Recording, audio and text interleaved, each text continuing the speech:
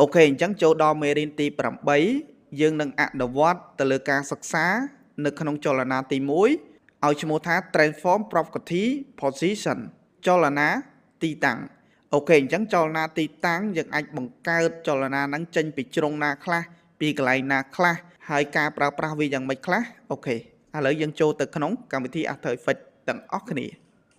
ok chẳng dân châu mà đo cảm thi à thời phật chẳng dân màu sắc xá nực khăn cho là ná position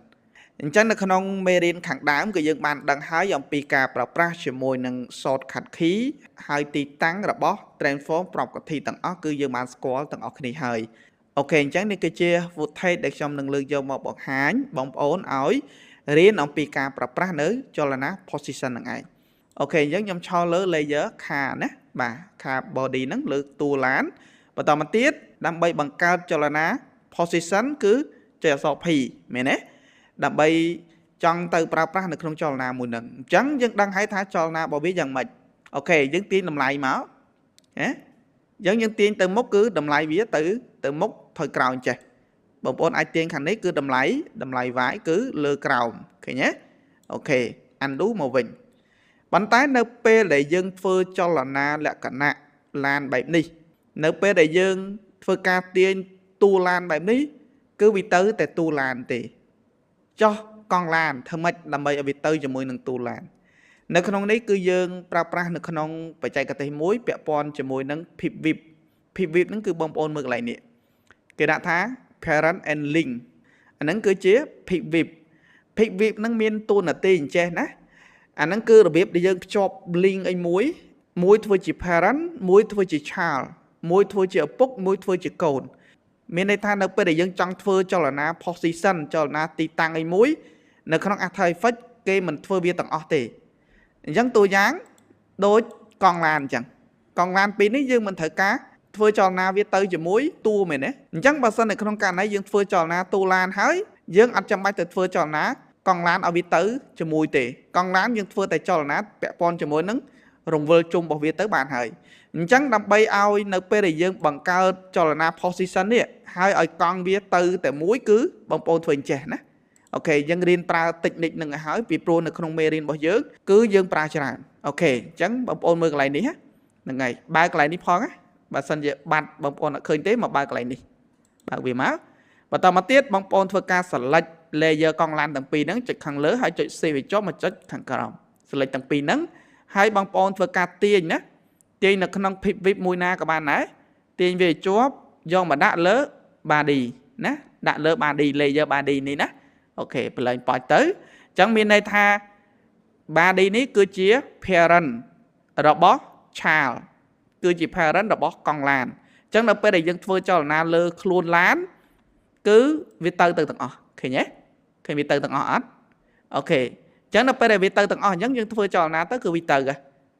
hai đập về con lán đập về với dân phơi cho là na rotation nè nơi mê đi mà top dân đi tầng hỏi chẳng bằng pon thời trăm than nơi p để dương bằng cao cho là na chỉ trá được không nóng cảm thi à thời phách từ miền tịch nịch nè hay miền tịch nịch xây tiệt đại ai ở dương cục cro nó nghi xua cho nâng tiệt còn đấy chẳng như con thể sắc xa pi cho là na nghi nghĩ hay ở đăng ngầm pí cả bằng cao bia sần chụp a cật lơ nâng tiệt á bàn ta vậy cục giang cứ trong stream bằng hán ở bằng pon che cục này tầng ok chẳng cái này coi dân thử đăng đai thá cho là ná ti tăng nâng bán bồn màn tự đài men tên tới cho là na để dân anh bằng cao được không ti tăng ní ban phẩm bay tư sầm rạp chỉ là cả nát thu đi layer bàn tay sầm rạp 3D layer cứ ban đọc tư miền này tha tăng chầm rừ nè dân phơi ban tăng chầm rừ tiệt bàn tay sầm rạp bẹ pon chầm môi nâng thu đi layer bàn ấy cứ dân phơi ban tái bàn á miền này tha dân anh phơi ban lơ crown phơi sắm tranh bị trùng ní dân từ dân bẹ pon chầm môi nâng ca bằng cao cho là na ti tăng nó cứ dân ai tiền chứ các bạn này bọn bọn ai tiền chứ khi nè tiền ở vị tranh mau bị trùng đấy các bạn nè tranh bị trùng đấy đặt mau cái này đi các bạn tranh bị trùng đấy mau cái này đi các bạn tranh bị trùng đấy lang từ cái này đi các bạn này còn đấy ok tiền mình đặt cái này đi các bạn chẳng cái này nó bọn bọn thời trăm tháng cho là na là bọc position cứ dân ai bằng cao viết bán bằng bay tư chẳng bằng bọn anh đã tới đôi yon bằng bay tư rồi bọc không ai dương chẳng đó cứ dân anh bằng cao cho là na bảy lần ấy ប៉ុន្តែនៅពេលដែលយើងគ្រាន់តែទាញជាមួយនឹងតម្លៃនៃចលនារបស់យើងគឺវាអត់ទាន់ធ្វើចលនាអីទាំងអស់ឃើញទេបងប្អូនទាញអញ្ចឹងគឺវានៅតែប៉ុណ្្នឹងទេវាអត់មានចលនារត់មកទេអូខេអញ្ចឹងដើម្បីបង្កើតចលនាវាបងប្អូនមកមើលកន្លែងនេះសញ្ញាមួយដូចជានាឡិកាហ្នឹងគឺគេហៅថា stopwatch stopwatch ហ្នឹងតួនាទីរបស់វាគឺសម្រាប់បង្កើត keyframe ជាធម្មតានៅក្នុងចលនាសកលទាំងអស់នៅពេលដែលយើងគ្រាន់តែទាញតម្លៃលេខគ្រាន់តែជាការបង្ហាញអំពីទីតាំងឬក៏ទិសដៅដែលយើងចង់បានទេយើងគ្រាន់តែទាញមើលអញ្ចឹងប៉ុន្តែនៅពេលដែលយើងចង់បង្កើតចលនាវាឲ្យវាទៅលុះត្រាតែយើងមកកំណត់ជាមួយនឹង stopwatch ដែលគេហៅថាកំណត់ keyframe នឹងឯងដូច្នេះ keyframe ហ្នឹងគឺវាមានរឿងរ៉ាវបន្ថែមទៀតដែលយើងត្រូវសិក្សាប៉ុន្តែគ្នាយើងមកសិក្សាមួយហើយរៀនស្វែងយល់វាខ្លះសិនទៅបើឲ្យខ្ញុំបរិញ្ញាស៊ីជម្រៅតែម្ដងបងប្អូនក៏ពិបាកយល់ហើយបើសិនជាខ្ញុំអត់ប្រាប់បងប្អូនទេក៏បងប្អូនអត់ដឹងថាវាបង្កើតរបៀបណាដែរអញ្ចឹងខ្ញុំព្យាយាមបង្ហាញប្រាប់កលឹះខ្លីៗឲ្យរៀនប្រើប្រាស់ងាយៗអញ្ចឹងសិនអូខេអញ្ចឹងនៅពេលដែលខ្ញុំចង់ធ្វើការបង្ហាញឧទាហរណ៍ណាខ្ញុំចង់ឲ្យឡានហ្នឹងវារត់ទៅមិនឥឡូវខ្ញុំធ្វើការ set keyframe មួយចុចប៉ាច់នៅពេលដែលយើងចុចកន្លែង stopwatch បែបនេះវានឹងបង្ហាញ keyframe កន្លែងនេះមួយគឺជាចំណុចចាប់ផ្ដើមបន្តមកទៀតបងប្អូនទាញ keyframe ហ្នឹងទៅមុខហេតុអីបានចាំបាច់ទាញ keyframe ហ្នឹងទៅមុខ keyframe ទី1នេះគឺជា keyframe ដែលយើងកំណត់ទិសដៅ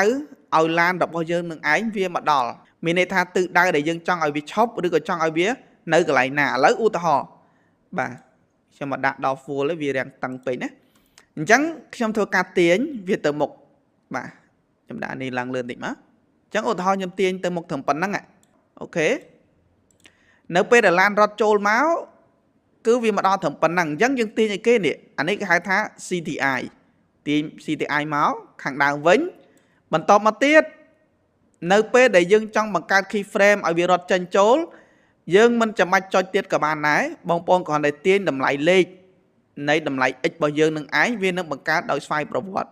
ដោយសារយើងបានសិតជាមួយនឹង stopwatch ហើយប៉ុន្តែបងប្អូនឧទាហរណ៍ undo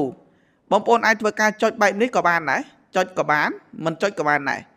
ប៉ុន្តែបើសិនជាយើងទាញតម្លៃលេខបែបនេះហើយគឺវាបង្កើត keyframe ដោយស្វ័យប្រវត្តិអញ្ចឹងខ្ញុំទាញ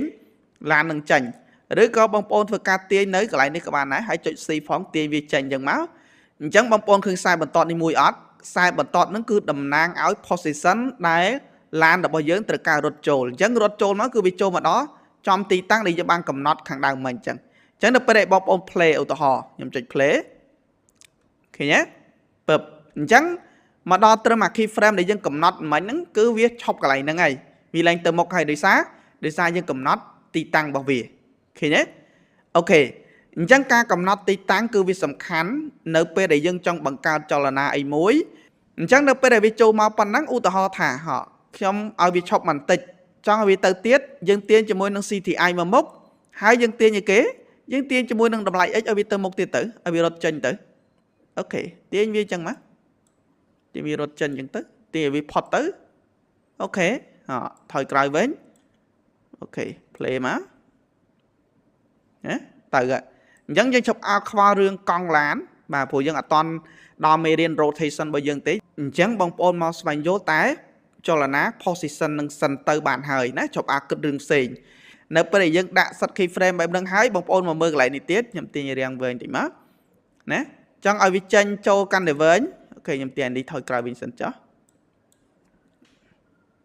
អញ្ចឹងនៅពេលដែលបងប្អូនចង់ឲ្យចលនាហ្នឹងអូខេចូលមករាំងលឿនឬក៏យឺតគឺបងប្អូនអាចទាញជាមួយនៅគេ keyframe របស់យើងនេះយើងធ្វើការ select បែបហ្នឹងមកហើយចុច Alt ឲ្យជាប់ទាញវាកាន់តែវែងអញ្ចឹងទៅចុច Alt ហើយទាញលើហ្នឹងមកអញ្ចឹងមានន័យថានៅពេលដែល keyframe ហ្នឹងកាន់តែឆ្ងាយល្បឿននៃទីតាំងរបស់យើងហ្នឹងវាកាន់តែយឺតល្បឿនឡានវាចូលមកវាកាន់តែយឺតណាចុចមើលគេណាវាកាន់តែយឺតយ៉ាងម៉េចអញ្ចឹងនៅពេលដែល keyframe របស់យើងវាកាន់តែគៀកល្បឿនដែលយើងឲ្យវារត់ចូលមកវាកាន់តែលឿនបែបនេះអញ្ចឹងបងប្អូនធ្វើការស្វែងយល់មួយឲ្យច្បាស់សិនណាហ្នឹងហើយពីព្រោះនៅក្នុងចលនាសកលទាំង4នេះចាំបាច់ត្រូវតែច្បាស់ចាំបាច់ត្រូវតែយល់នៅពេលដែលបងប្អូនយល់ហើយយើងទៅប្រើប្រាស់ទៅលើចលនាសកលរបស់យើងទោះបីជាយើងប្រើប្រាស់នៅក្នុង effect plug in ឬក៏ extension យកមកដំឡើងបញ្ចូល ប្រើប្រាស់របស់គេស្រាប់ក៏វាមាននៅក្នុងអាចលនាសកលទាំង4នឹងដែរអញ្ចឹងយើងរៀនឲ្យច្បាស់មកយើងយករបស់គេយកមកឆ្នៃក៏បានអញ្ចឹងសំខាន់ដំបូងគឺបងប្អូនមករៀនបង្កើតចលនាសាមញ្ញឲ្យងាយយល់សិនអញ្ចឹងនៅក្នុងចលនាហ្នឹងគឺបងប្អូនអាចទាញរបៀបហ្នឹងអញ្ចឹងខ្ញុំទាញឲ្យឆ្ងាយតិចចុះអូខេប៉ុណ្ណឹង play ទៅគឺបែបនេះប៉ុន្តែចលនាហ្នឹងគឺវាអត់តន់ smooth ល្អទេត្រូវចាំចលនាហ្នឹងគឺអត់តន់ smooth ទេ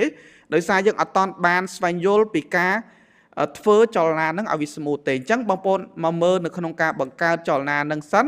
ហើយជាមួយខ្ញុំបង្ហាញខ្លីៗបន្ថែមទៀតដើម្បីឲ្យបងប្អូនដឹងថានៅពេលដែលយើងចង់ធ្វើចលនាឲ្យវា smooth ធ្វើដោយរបៀបណាខ្លះអូខេអញ្ចឹងខ្ញុំធ្វើការ select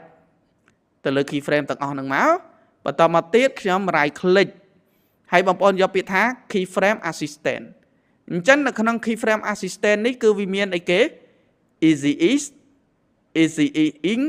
easy ease out មានន័យថាម៉េចអាហ្នឹង ease នឹងស្មើនឹង speed នឹងឯងអញ្ចឹងមានន័យថាសម្រួលលបឿនរបស់ object របស់យើងឲ្យវា smooth មែនទេអញ្ចឹង easy ease នឹងមានន័យថាវាធ្វើការសម្រួលលបឿនទាំងចេញទាំងចូលដល់ពេលអានេះគឺចូលអានេះគឺចេញអញ្ចឹងនៅពេលដែលបងប្អូន select keyframe ទាំងអស់អញ្ចឹងហើយយើងអាចធ្វើការចុច easy ease ទៅមានន័យថាវានឹងសម្រួលលបឿនចេញចូលឲ្យយើងដោយស្វ័យប្រវត្តិយើងអត់ចាំបាច់ទៅចុច in ផង out ផងទេណាយើងចុចលឿននេះមកអញ្ចឹងនៅពេលដែលយើងចុចទៅវាបដូរ keyframe របស់យើងបង្ហាញថាគឺជា keyframe ដែលយើងធ្វើការសម្រួលលបឿនរបស់វាហើយណាតោះណាអូខេឃើញអត់ឃើញវាជួយសម្រួលទេចេញមករាំងយឺតយើងមកបានរត់ទៅតែម្ដងឃើញទេឃើញអត់ឆប់បន្តិចទៅទៀតដែរអូខេឃើញវារាំង smooth ទេប៉ុន្តែចលនាហ្នឹងគឺវាអត់តន់ smooth 100%ទេយើងនៅមាន technique និងក្បួនជាច្រើនដើម្បីជួយសម្រួលចលនាដែលយើងបង្កើតខ្លួនឯងឲ្យ smooth យ៉ាងនេះទៀតអញ្ចឹងនៅក្នុងមេរៀនមួយនេះគឺយើងសិក្សាត្រឹមកម្រិតនេះសិនឲ្យស្គាល់ឲ្យដឹងអំពីចលនាទី1គឺ position នឹងឯងអូខេអញ្ចឹងនៅក្នុងចលនាមួយនេះមានតែប៉ុណ្ណឹងយើងចាំជួបគ្នានៅចលនាបន្តទៀតសូមអរគុណ